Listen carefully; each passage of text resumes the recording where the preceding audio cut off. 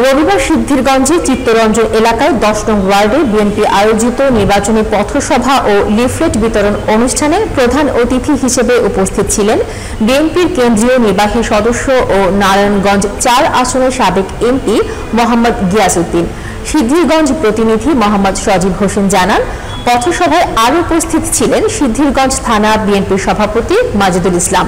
নারায়ণগঞ্জ মহানগর ১০ নং ওয়ার্ড বিএনপির সভাপতি আনিস শিকদার, ১০ নং ওয়ার্ড বিএনপি নেতা জামাল প্রধান,